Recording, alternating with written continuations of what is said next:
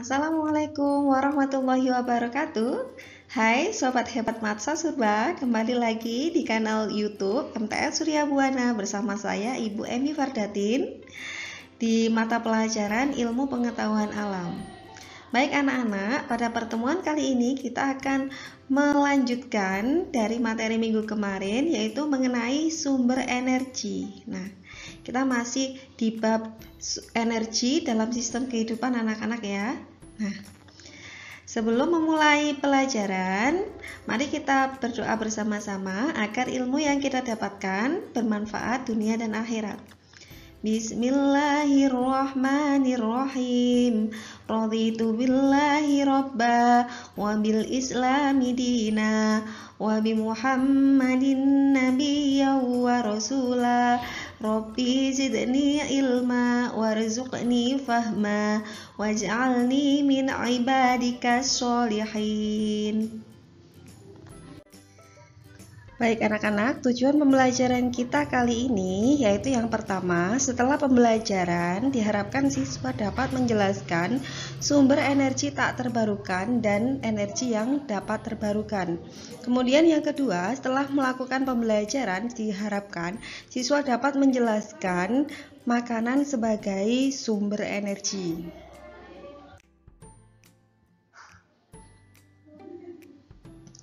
Di sini ada bagan beberapa sumber energi, di mana energi itu ada yang berupa energi yang tak terbarukan dan energi yang terbarukan. Energi tak terbarukan contohnya adalah bahan tambang dan nuklir, sedangkan energi yang terbarukan contohnya adalah matahari, angin, panas bumi, air, biomasa, dan makanan. Yang pertama adalah bahan tambang. Bahan tambang di sini meliputi beberapa macam, ada batu bara, gas alam, dan minyak bumi. Sedangkan sumber energi yang terbarukan, contohnya, nama lain dari sumber energi terbarukan itu adalah energi alternatif anak-anak. Ada matahari, angin, energi tidal, panas bumi, biomasa, dan air. Makanan sebagai sumber energi yang pertama adalah karbohidrat, protein, dan lemak. Bicara mengenai karbohidrat, contoh dari beberapa karbohidrat yang biasa kita jumpai dalam kehidupan sehari-hari, ada nasi, ada kentang, ada ubi, ada ketela. Kemudian protein, contoh dari protein anak-anak. Sumber protein kita bisa dapatkan dari telur, susu, keju, ayam, ikan, daging, dan kacang hijau. Lalu lemak. Lemak kita bisa dapatkan dari alpukat, daging ikan, ataupun kacang-kacangan. Baik anak-anak, mari kita bahas satu persatu karbohidrat. Di dalam karbohidrat, tiap 1 gram karbohidrat itu jika dibakar akan menghasilkan energi 4-4,1 kilokalori. Energi yang dihasilkan ini digunakan untuk kegiatan tubuh sehari-hari. Energi yang dibutuhkan tiap-tiap orang ini jumlahnya berbeda anak-anak, tergantung dari usia orang tersebut, jenis kelaminnya, kemudian macam kegiatan, dari berat badan. Nah seperti itu, jadi beda-beda ya, nggak bisa disamaratakan. Kemudian apabila karbohidrat yang dimakan ini ada kelebihan, misal kita makan nasi berlebih gitu ya, maka karbohidrat di dalam tubuh itu akan disimpan di dalam hati, darah, dan otot. Nah disimpannya itu dalam bentuk lemak anak-anak, dalam bentuk lemak hati, lemak darah, dan lemak otot, atau istilahnya itu glikogen.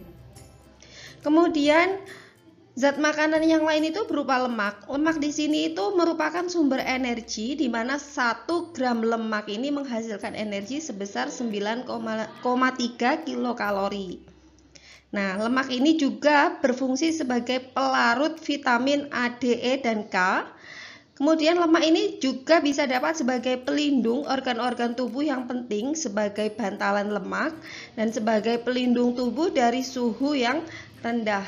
Nah, jadi kita kalau hidup di dataran tinggi gitu anak-anak ya, perbedaan antara massa yang besar dan yang kecil, misal ya, orang dengan bobot gede dengan bobot kecil, nah itu akan lebih cepat kedinginan yang bobotnya kecil karena kandungan lemaknya sedikit.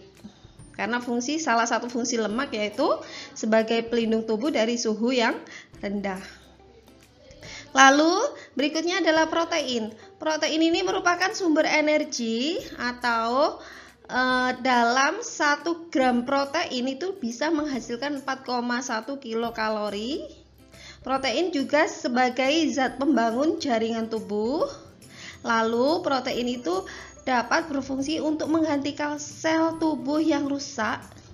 Sedangkan apabila tubuh kita kekurangan protein dapat menyebabkan terhambatnya proses pertumbuhan.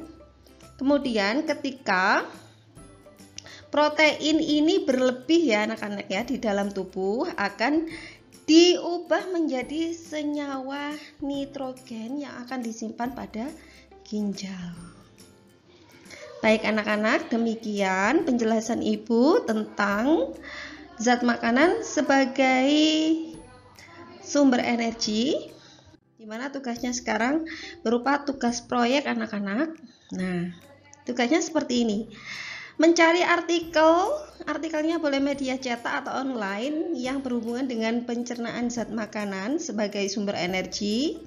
Nah, kemudian dibuat diagram proses pencernaan zat makanan, boleh berupa karbohidrat, protein atau lemak. Pilih salah satu. Di sini Ibu mencontohkan satu aja ya. Nah, di sini adalah diagram proses penguraian sumber lemak yaitu keju. Keju di sini dalam potongan yang besar akan dihancurkan menjadi gumpalan-gumpalan yang kecil. Gumpalan dihancurkan oleh garam empedu menjadi molekul lemak. Kemudian molekul lemak diuraikan oleh enzim lipase menjadi molekul asam lemak. Lalu molekul asam lemak ini diabsorpsi oleh jonjot usus menjadi molekul gliserol. Kemudian molekul gliserol ini akan diubah menjadi senyawa yang lebih sederhana. Senyawa yang lebih sederhana dibawa darah ke jaringan atau organ. Lalu setelah itu sebagian besar disimpan dalam jaringan adiposa atau jaringan lemak, dan sebagian lagi itu diekskresikan melalui ginjal atau paru-paru. Yang diekskresikan melalui ginjal berupa H2O, yang diekskresikan melalui paru-paru berupa CO2.